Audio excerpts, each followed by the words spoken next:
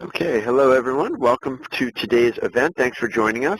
I'm Jason Gumpert from msdynamicsworld.com, and I'm joined today by Rahul Mota of Real Dynamics. He is an independent advisor on Dynamics AX and is here for part 2 of a series on revenue recognition in the new Dynamics AX, also known as AX7, this time looking at subscription revenue recognition. It's great to have Rahul back. He has done a variety of presentations for us and written articles in the past, and always nice to have him joining us once again. I'm really excited for today's event. As we get started, please know that you can add your feedback and ask questions using the Q&A block that you should see to the right of the main presentation window. I know Rahul will be making time at the end to take your questions.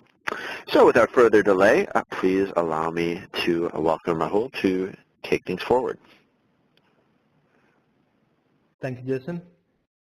Hello, everyone, and welcome to our session on subscription revenue capabilities in new Microsoft Dynamics AX. I appreciate everyone's time. So we'll get started. So it's a mix of some PowerPoint slides with the basic concepts, and then we will also be doing a live demonstration on AX. So I'll start by sharing the screen. Okay.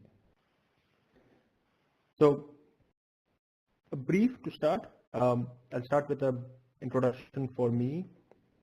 I'm an advisor and trader for Microsoft Dynamics AX. I've been into ERP consulting for the past 16 years and mostly focused on Dynamics AX, helping customers and partners maximizing their value on AX platform.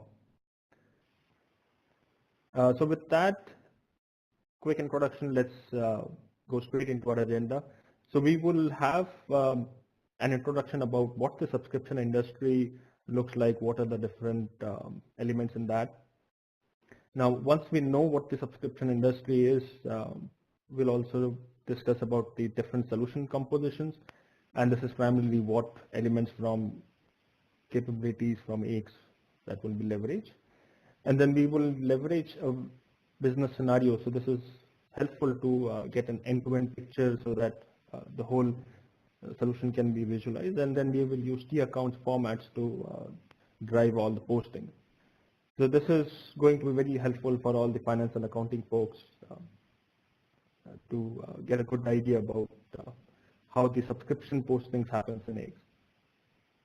And then with that foundation laid down, we will I'll do a demonstration on new Dynamics AX, have the update 1 environment with me, so we'll be doing that one. And then we will do a quick summary on what are the various other use cases in subscription revenue management, which, from industry standpoint, from customer business standpoint, that can leverage Dynamics AX as their platform to manage the subscription. And then as Jason mentioned, we will certainly have a good time for Q&A towards the end. So with that, a quick insight into the subscription industry. So typically, monetizing a sale, typically one time into a number of recurring events is what is the subscription industry. And it's a huge industry. What analysis and research I have done, it's like $100 billion industry. And a lot of competitors are there, but it also means there is a lot of compliance. And compliance from regulatory purpose, compliance from the accounting purpose. If you are following IFRS, then IFRS 15 has to be addressed. If you're following ASC, then 606 has to be addressed. A lot of statutory need has to be addressed when going in the subscription model. And typically, it's you'll find the business terminology for this is like revenue from contracts. So that's the key point to look forward for. So with that, I'll share with you an insight from American Press Institute. This is a survey that they did as to how much of the the geography is US in this case. So how much of the US millennials are using pay-per-use. So subscription could be like one-time charge, or It could be monthly charge or it could be pay per use. Very popular among the cloud models and various other traditional models which are now adapting to the new standards. So typically you'll see movies or music or even apps or even games nowadays. Um, they are all subscription basis, so you buy them for a consumption purpose, and then if you need more or you like to continue, you keep on paying for more for it. There are bigger subscription models wherein you can pay upfront for the whole year or for a couple of years, and then enjoy the service month on month basis. So with that foundation, let's see how this subscription industry can be mapped inside AX. So what are the different capabilities that will be needed? So in order to use subscription functionality, we definitely need project accounting module. So that is a key base. It is tightly integrated with projects. The other module and there are several other modules. So for now, what I've done over here in the visual, there is the span of all the modules. So right from project management, then there are service management modules. This is where subscription is all defined and leveraged. It does need a lot of, it works on a different time scale, so we need to address certain capabilities within the organization administration. System administration anyway is needed. There is some thing that will be needed, typically if you're using batch jobs. And it will impact your different subledgers. So accounts receivable, it will impact your inventory, it will impact projects, and then essentially general ledger as well. Now, there are so many different modules. So what I've done, I've just handpicked few important configurations that will be needed. We will not be doing configurations, but these are important key takeaways that the subscription needs to be utilized. So one is we will need to have a time and material project. That's very important. Subscription functionality works only with time and material. And then we will have to create certain specific project categories and different kinds of fees which are marked for subscription use.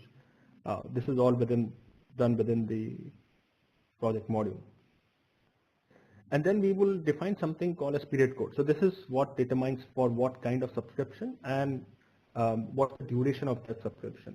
So, and it will also combine, if it's a long-running subscription, then what's the frequency of revenue recognition? So it's important that period codes are leveraged. And the setup for that is called subscription group. Then, since we are using subscription, it's actually what we are doing is, even though we will do an invoicing, we will not recognize revenue instantly, right? It's something that will have been paid for a couple of years all in upfront. So it has to go to a work in progress. So it has to be taken to balance sheet. So that's where the revenue deferral will be key. So as soon as you do billing to your customer, it should not hit your revenue. It should go to your deferred revenue into balance sheet, and then based on the recognition principle, be it straight line or any other, we will recognize revenue monthly for it. So let's take a business scenario as to how we can take a particular business scenario and map that to X and do a demonstration for it. So what we will do is we will take a contract for $500,000, and we will imagine this to be like a 2-year subscription. So it's like let's say somebody is buying, it could be like a telecommunication subscription we are taking. Now what will happen is, let's say on September 1st, we will take the billing to the client. So this will ensure you bill the client, the receivable on the client comes up, and you can receive the payment from the customer. So accounts receivable subledger, customer subledger will be settled over there.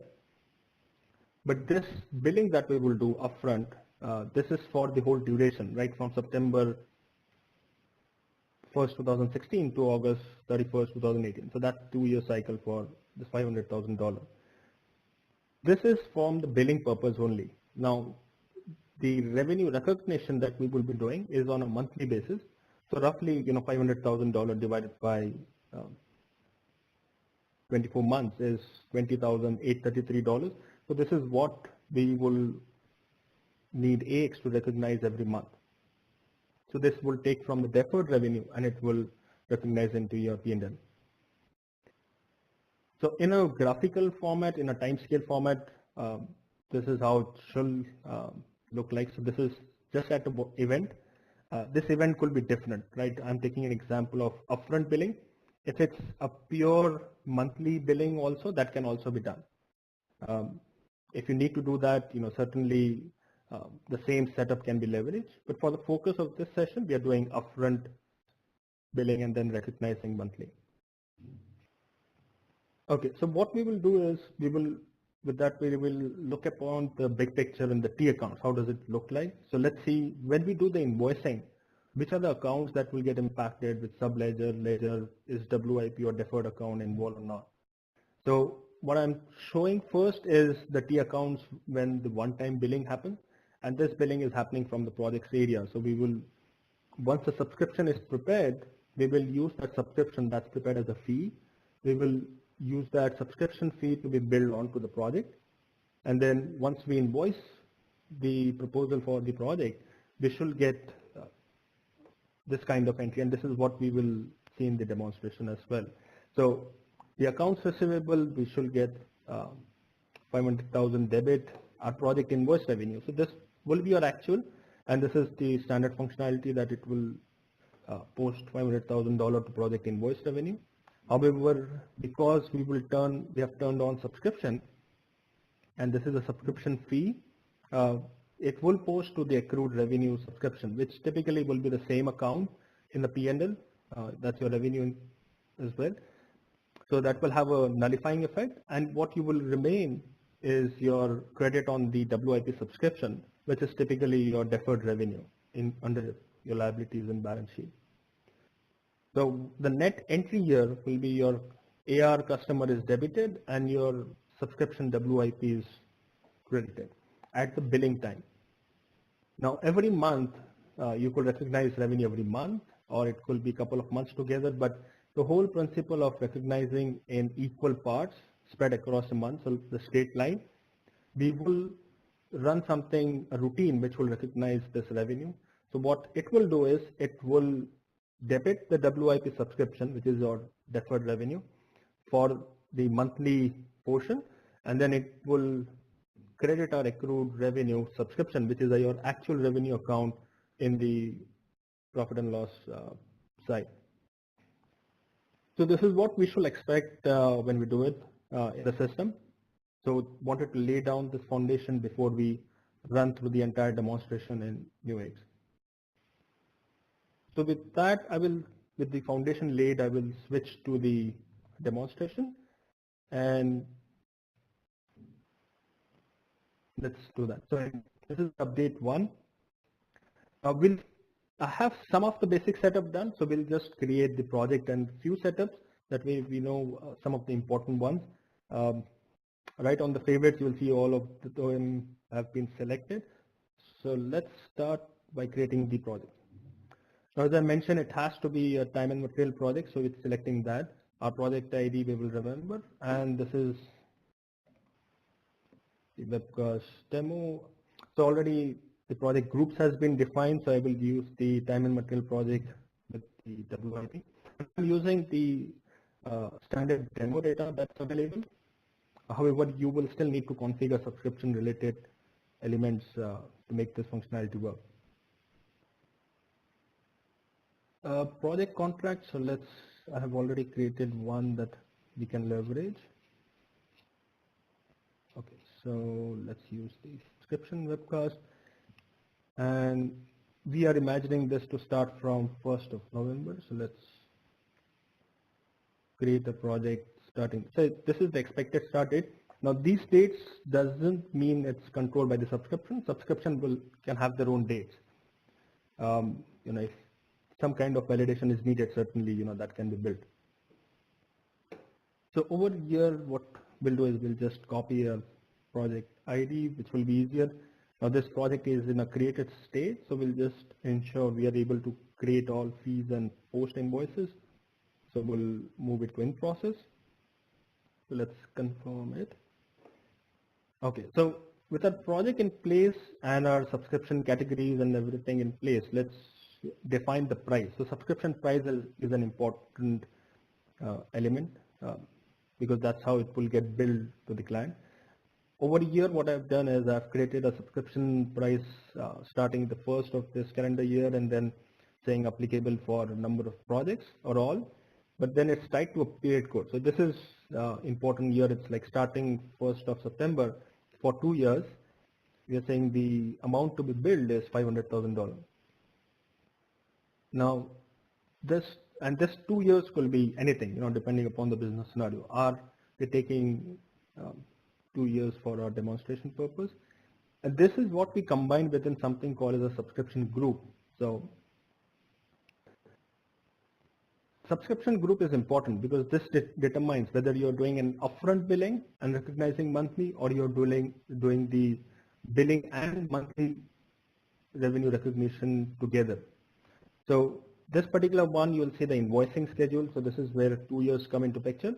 So we assign a period code to the invoicing section. And the accrual part, this is where the revenue recognition comes in. We are saying this will be done monthly. So this is where the two things come together. In case you don't need the revenue deferral to happen, you can simply create a monthly type of subscription group, just give it from the invoicing purpose. And if you don't give anything under the accruals, that will mean it will do the billing and the revenue recognition at the same time. Okay, so it's a key setup. Now, we will be creating different subscriptions for a particular project using these combinations of the project category, the subscription group, and the prices. So these all come together in something called as all service subscription. And this is all taken from the service management module down here. So we'll just give a quick glance. So it's all present here. So we'll go and select all service subscriptions. Okay, so we'll create a new one, and this is, let's give it the webcast demo, copy the project ID. So let's use that instead of the drop down. Now here, this is the period code that ties to this subscription. And remember, there can be many subscriptions for one project or a number of combinations of project and categories. For the purpose of demonstration, created just one, but in live situations, you may create a number of subscriptions depending upon the nature of the billing and the revenue recognition that needs to happen. Let's give a name as well. You'll notice that the base price came up. So this came up because we have defined the sales price for the subscription fee. So that's how it came in. And based on the subscription group, it will also define what period code this subscription will be leveraging. So this is key information that is needed when we define the most important element, that's called the service subscription. So this is not a fee yet, and you can't use that to bill your end customer. What needs to be created is the subscription fee. Now, to create a subscription fee, we can go to the periodic, and under service subscription, there is the create subscription fee capability that's present. What we will do is we'll select the period code, the number of period codes that possible for different projects, different contracts. If we are following the dates exactly, then we can use the regular. And if we are not following the dates exactly as per the period codes, then we can use a non-regular type of subscription. So since our 2 years starts from September 1st, 2016 and ends on August 31st, 2018, it's defaulting it based on the period code. We could certainly run this in a batch mode, or we could run it across the board for all possible projects leveraging this particular period code, or we could just limit it to run for our project. Now we want to run it fast and we want to run specific, so we'll just provide our project filter. So let's paste our project ID. So this is the project that we just now created, which is the webcast demo. And I'll click OK. So what she'll do for, this is like the query criteria, she'll just create one subscription fee for the entire duration of the project. So there it gave a quick message that it has created a subscription fee. Let's go and verify the details. So notice this is a fee, so no impact to the general ledger, so no vouchers, nothing that will impact your general ledger. However, this will start showing up in your project invoice proposals from now on. So there is an inquiry that's called subscription fee transactions inquiry, and since there are a lot of projects, we'll just limit it to the one that we just now created. So it should give us all the fees that are applicable. Now, since we just created one fee for the 2-year cycle, we are saying the start date and end date, we are saying it's for $500,000. And notice the invoice status, it says it is chargeable state. Now, once we create an invoice proposal and post the project invoice, we should see this invoice status being updated to fully invoiced. And that time we can see what the monthly spread will be. So at this point, this accrual periods is supposed to show the spread, but this gets triggered when the invoicing is done. So what we'll do is let's go ahead and invoice our this particular fee. So number of places you can generate the invoice proposal. I'll certainly do it from the subscription fee itself. And since our subscription fee start date and end date is way into the future, what we'll do is we'll just flush out the end date or give it such that it can span, it can easily cover that fee. If you're running a monthly subscription fee, then that end date you may want to keep it over there. Okay, so we'll just filter for our project. Let's say search, we should see something from the subscription fee, and we just had one. So let's see what it contains before we take it to the invoice proposal. So it's one quantity, 500 units, $500,000, and your total invoice amount should be $500,000. So that's the only one. Had there been multiple subscription fees, we could have taken those up.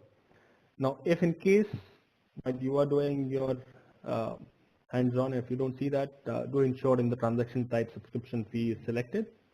And if you have to combine one invoice proposal spanning multiple different types, then you can certainly select the other ones also.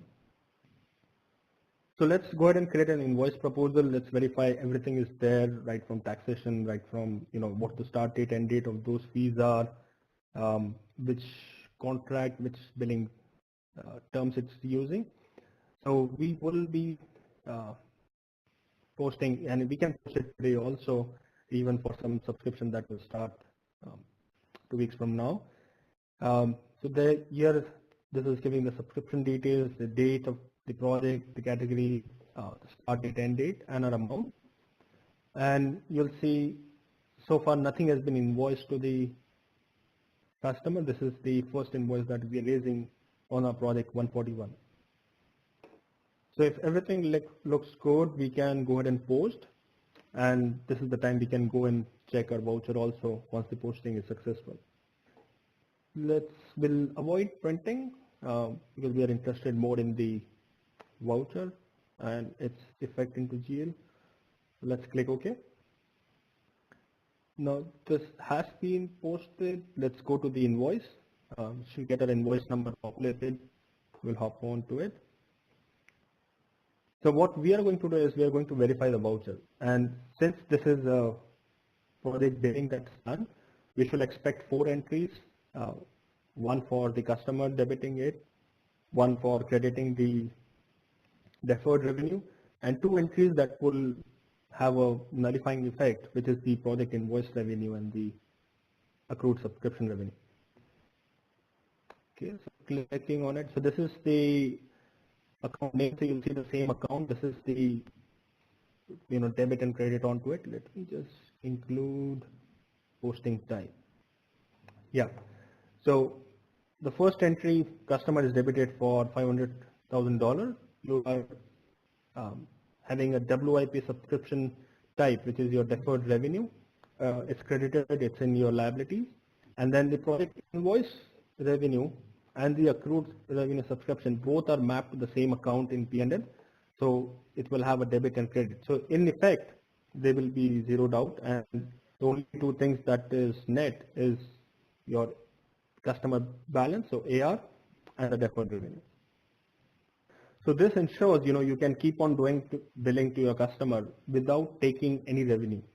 So we haven't done any revenue recognition yet. But let's see, based on this invoicing, how does the accrual schedule looks like? It's important for us to know how it will look like. So let's go back. This is the fee transaction screen we were earlier. The invoice status earlier was chargeable. Let's refresh it. And if we have invoiced it fully, which is the case, it's fully invoiced.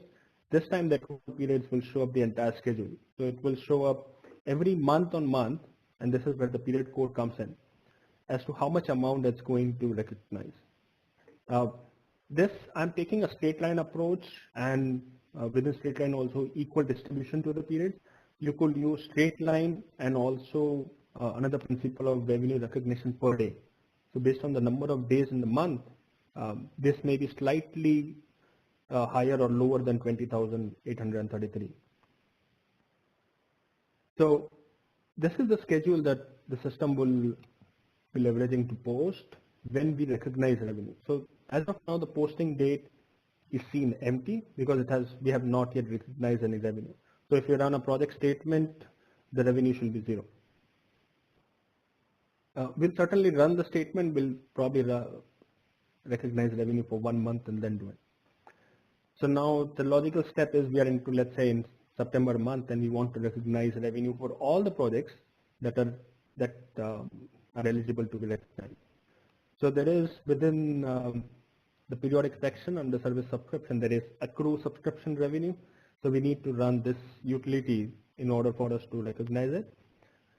And notice here the period code that we are running for. And this is the period code we had plugged into the subscription group. So we are saying recognize only for September, and it could be, the start date could be September and the end date could be September and October together. So we can combine different months also. You may do it in December month, often we are recognizing it if a need arises. Posting date again is in your control. If whichever date, it could be the start date of that monthly cycle, or it could be any specific date in an open period that we want to include. We can certainly click OK, we'll recognize revenue for everything. We'll just limit it to our project, that way it will be faster and it's more specific to our business scenario. So it's already there. So let's confirm the query criteria for our project, and let's complete. So it was pretty quick. You will see messages certain times. This is good when we are doing it on demand, but if you're running it in a batch mode, you will see the message in the batch. All right, so let's go and verify from our inquiry for the subscription fee. Has there been any recognition of revenue? So we'll first zero in onto the project that we had created for our business scenario, and let's go to the accrual period. Now what will happen is, if it has recognized, you will see a posting date. Now you will be able to see the voucher also, but you will see all other posting date for the subsequent months are empty because we haven't recognized revenue. And this is where, this we should expect as part of this revenue recognition. It credits the revenue and it debits the WIP subscription, or the deferred revenue. So let's see the voucher. Now since this voucher we are trying to see from the subscription itself, it will show us the billing part as well as the revenue recognition. So the last two entries are the one which we posted on 9/1. This is belonging to the revenue recognition. So you'll see the deferred revenue is debited for $20,833.33, and the revenue, and this is of type accrued revenue subscription, that's been credited for the same amount. Now if we go on to our project to run a project statement, we should see only $20,833.33 as the revenue on the project. So let's run a project statement. And I always recommend all of my customers and partners to use this tool a lot. It's certainly very helpful. So we'll say, okay, we are not interested in any other. We are just focusing on the fee. There's no such thing as subscription fee. It's clubbed within the fee type. So we'll just run for the fee. Now you will see the revenue is just shown 20,833. But if you go on to the invoice, you will see the invoice that we have done was for $500,000 to the customer. So that way, this scenario can address one-time billing. Like, so typically a long contract running for several months or years, and then you get an upfront payment, and you want to recognize revenue evenly for the time scale. So with that, the demonstration is over. So we'll just quickly summarize as to what the use cases are. And typically you can have a lot of customers using it, primarily all of your cloud providers. So in the IT world, everybody who's using the software as a service model, they need subscription model. Those who are doing hosting or telecommunication, advertising, even fitness clubs, payment providers also. And if you are hosting your website, then even the website providers as well. So a lot of traditional industries you will see, as well as the modern world industries are present over here that can definitely benefit from the subscription capabilities in the new Dynamics AX. So with that, I come towards the conclusion part for the session. So this is the Q&A, and Jason, if I can request you to help me out with the queries, and certainly Great, I'd be happy to. So please do enter your questions now in the Q&A area that you should see to the right of the slides. And I know Rahul will be happy to take those. As we just get started here, well, I would like to just ask, with something like subscription revenue, you mentioned all those industries and scenarios where it's viable. Do you find in working with clients who are using AX or evaluating AX that this is an important capability for either what they want to do today or what they are looking to do in the future with their businesses? Yeah, absolutely. And I'm working on active clients who are leveraging subscription capabilities. The functionality existed in 2012 as well, and in New Dynamics AX, it's much better. So the business model of the customer is important. Certain times you will see, even if a customer belongs to telecommunication industry, unless they're using the subscription model or the revenue from contracts model, they don't need this. But if they are having anything around those areas, which is the modern world billing and revenue recognition, then certainly they need it. And then, as I mentioned in the use cases, a lot of professional services industries, customers, there are even the entertainment industry, and all the hosting providers. So you need not be just IT related, but non-IT related also, who are billing upfront and have long-running contracts. They can definitely benefit a lot from these capabilities. All right, great. So a question that's come in here, is there any option in the subscription process to accrue costs in a flatline method like you showed with the revenue? It's a great question. We don't have anything out of box. There is a ledger accrual functionality altogether separate just at the ledger level. It will be leveraged. But then you could certainly reach out to me, and we are helping a customer to enhance or put some modifications on AX to do the cost amortization also, because it certainly is the important one. You have to do the matching certain times, but in subscription you may not do matching. You may purely do revenue recognition based on a model. So it could be a straight line model, it could be based on a particular curve as well. Okay, next question here. What is the difference between project, customer, advance, and subscription fees, where we raise the advance as on an account prepayment for time and materials and accrue it monthly? Okay. So, see, so this is related to time and material. So, time and material project, if you want to take a customer advance, you can use the on account, which is certainly your prepayment. But that's your prepayment. It's not really your, it doesn't give you the ability to do the revenue recognition on a specific time scale window. And that's where subscription comes in. So in order to achieve the revenue recognition spread across the time scale, you need to use this instead of using the on-account prepayments. Okay, Andrews asks, is this subscription revenue recognition functionality out of the box without modifications in Dynamics AX?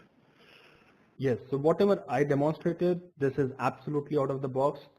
So there is no customization whatsoever in what I showed today. Excellent. And I want to make a last call for questions here. We have one last one in the queue right now.